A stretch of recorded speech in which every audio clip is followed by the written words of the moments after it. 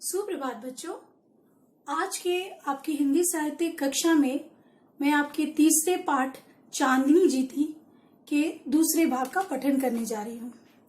बच्चों, हमने पहले भाग में पढ़ा था कि अबू मियाँ जो अल्मोड़ा गांव में रहते थे, बस्ती में रहते थे, उन्हें बकरी पालने का बहुत शौक था और वो हमेशा एक दो बकरी पाला करते थे।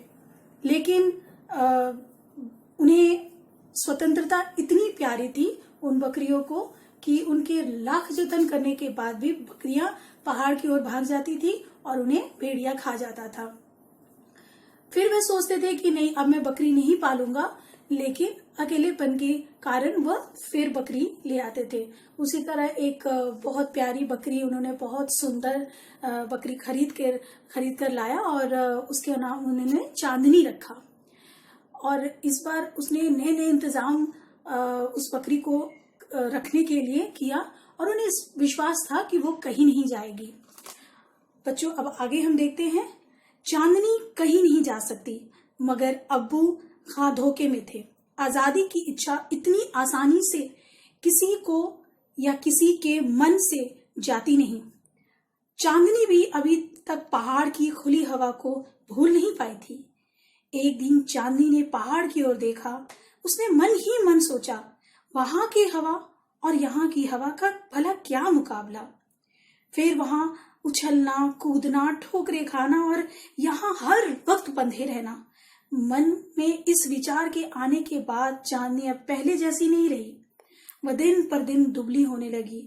न उसे हरी हरी घास अच्छी लगती और न पानी मजा देता। अजीब सी दर्द भरी आवाज में मैं चिल्लाती।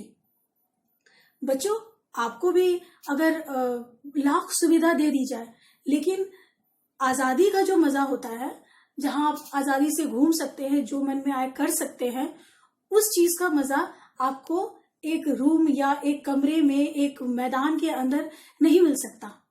तो वही जो अनुभव है चांदनी में महसूस कर रही थी, इसलिए उसे अच्छा नहीं लग रहा था।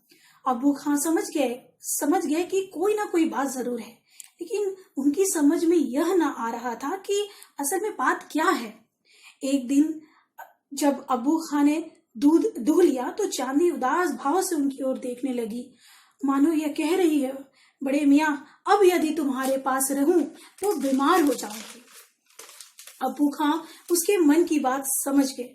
वे सोचने लगे, अगर यह पहाड़ पर चली गई तो भेड़िया इसे भी खा जाएगा। वह पहले भी कई बकरियों को खा चुका है। उन्होंने तय किया कि अब चाहे जो हो जाए, चांदनी को पहाड़ पर नहीं जाने देंगे। अब्बू ने चांदनी को एक कोठरी में बंद कर दिया, ऊपर से सांकल चढ़ा दी, मगर झुंझुलाहट में खिड़की बंद करना भूल गए। इधर उन्होंने कुंडी चढ़ाई और उधर चांदनी उचक कर खिड़की से बाहर निकल गई। उचकना मतलब कूद कर वह बाहर निकल गई। चांदनी पहाड़ पर पहुंची तो खुशी का ठिकाना ना रहा। चांदनी के आने से पहाड़ पर भी रौनक आ गई थी। वहां वह कुछ उछली कूदी। दोपहर ढले, उसे पहाड़ी बकरियों का एक झुंड दिखाई दिया। थोड़ी देर तक वह उनके साथ रही। दोपहर बाद जब बकरियों का झुंड जाने लगा, तब वह उनके साथ नहीं गई। उसे आजादी इतनी प्यारी थी कि वह किसी के बंधन में बंधना नहीं चाहती थी। और चांदनी बहुत अच्छी तरह से जानती थी कि अगर मैं इन झुंड के साथ बाहर उनके साथ चली जाऊंगी तो मुझे फिर बांध दिया जाएगा, जो उसे कतई मंजूर नहीं था। अतः शाम का वक्त हुआ, ठंडी ठंडी हवा चलने लगी, सारा पहाड़ लाल हो गया। चांदनी पहाड़ से अब्बू खां के घर की ओर देख रही थी। रात का अंधेरा गहरा हो चला। पहाड़ पर एक तरफ से आवाज आई, खू खू।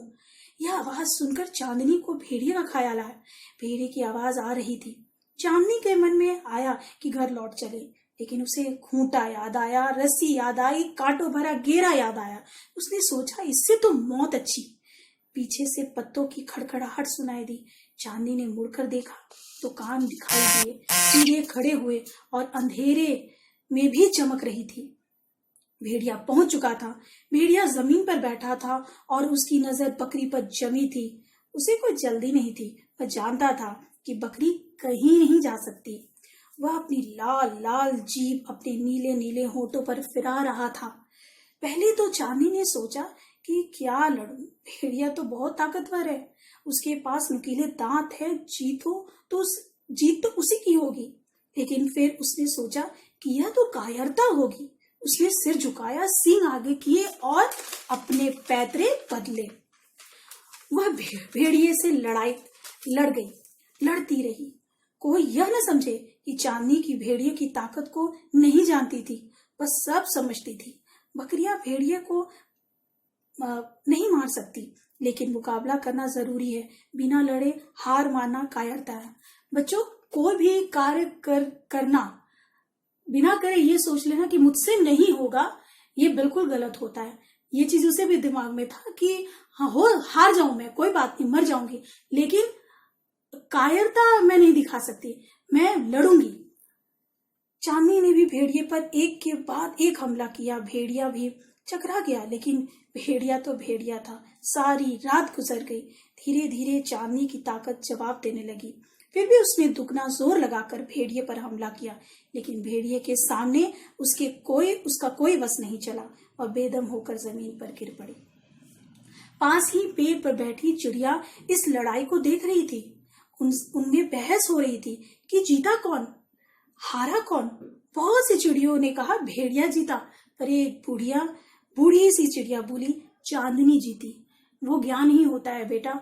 या बच्चों, ये दुनिया, जो बूढ़े होते हैं उन्हें अपने जिंदगी के ज्ञान तजुर्बे से ये उन्हें अनुभव हो जाता है कि वह उस वक्त क्या महसूस कर रही थी। इसलिए उस बूढ़ी चिड़िया ने बताया कि नहीं, चांदनी की जीत हुई। बच्चों, क्या तुम बता सकते हो वास्तव में किसकी जीत हुई? अगर चांदनी की जीत हुई तो इसके पीछे क्या कारण था? बच्चों, इसके पीछे यही कारण था कि चांदनी, पहली बात, उसे अपनी स्वतंत्रता इतनी प्यारी थी कि वो बंधन में नहीं बन सकती थी इस बात को, इसलिए वो सारे बंधन तोड़कर वो आजाद हुई थी। और उसके लिए, अपनी स्वतंत्रता के लिए उसने अपने प्राण तक न्यौछावर कर दिए। दूसरी बात, वो बहुत अच्छी तरह से जानती थी कि मैं भेड़िया से लड़ूंगी तो शायद हार जाऊंगी या हार ही जाऊंगी, लेकिन उसने कायरता नहीं दिखाई। वो बोली लड़कर मरूंगी। तो जब आदमी ये विचार रहकर आगे बढ़ता है तो वाकई में उसकी जीत होती है। इसी तरह बच्चों, इस कहानी से हमें यही शिक्षा मिलती है कि अन्याय को कभी बर्दाश्त नहीं करना चाहिए। अपनी स्वतंत्रता, जो आपका अधिकार है, उसके लिए हमेशा अंत तक लड़ना चाहिए। बच्चों, ऐसे तो इसमें इतने कठिन शब्द का प्रयोग लेखक ने नहीं किया है, लेकिन कुछ ऐसे शब्द है जो आपके लिए मैंने लिखा है। इसे बार बार अपनी कॉपी में लिखकर अभ्यास करें।